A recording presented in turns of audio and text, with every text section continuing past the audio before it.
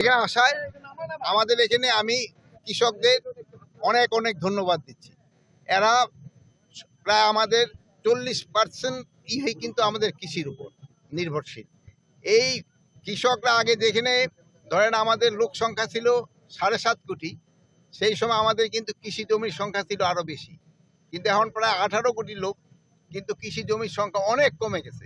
তারপরে কিন্তু এই আমাদের উন্নত জানের ধান এবং কৃষকদের কঠোর পরিশ্রম এবং আমাদের সায়েন্সের যে বিজ্ঞানীরা তাদেরও কঠোর পরিশ্রমের ফলে কিন্তু আজকে এই আমাদের উৎপাদন এত, এবং আমরা মোটামুটি গত বছর আমাদের ইম্পোর্ট করতে হয় নাই, গত বন্যার জন্য আমাদের কিছু ইম্পোর্ট করতে হয়, হয়তো এইবার যে ভালো প্রোডাকশন হয়েছে আল্লাহ দিলে আমাদের হয়তো ইম্পোর্ট করতে হবে না। আমার একটা প্রশ্ন স্যার, যেহেতু আপনি স্বরাষ্ট্র এবং কৃষি দুটো দিয়ে আছেন, আমরা আমাদের সীমান্ত এলাকায় আমি প্রশ্নটা স্যার, আমাদের সীমান্ত এলাকায় কিন্তু আপনার প্রচুর জমি আছে।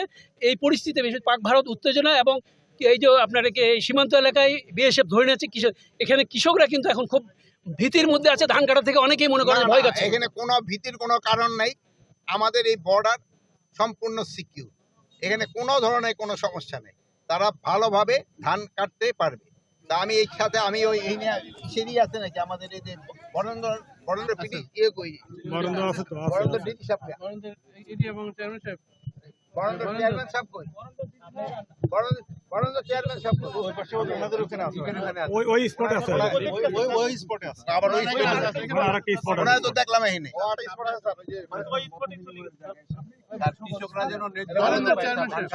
কৃষকরা যেন ন্যায্য মূল্য পায়। আর বরেন্দ্র ডিজি সাহেবরা আমি বলবো কৃষকদের এই যে পানির বিল যেন আরো কমে আনন্দ যায়, যেন তাদের উৎপাদন খরচ যেন কমানো যায়, এই জন্য অনেক ব্যবস্থা করতে হবে। আর উপরে যারা চাকরি করে আর এই দুর্নীতিটা কমাইতে হবে। এই কৃষি জমি স্যার কমে আসতেছে, কৃষি জমির উপরে আমরা একটা কৃষি জমির উপরে আবার নতুন ভাবে আমরা আবার একটা আইনের জন্য আমরা আবারও বুঝছি, আমরা ভূমি ব্যবহার নীতিমালা কৃষি জমি সুরক্ষা আইন একটা নতুন ভাবে আমরা আবার করার চিন্তা ভাবনা আছে। এটা কিছুদিনের ভিতরে আল্লাহ দিলে হয়ে যাবে।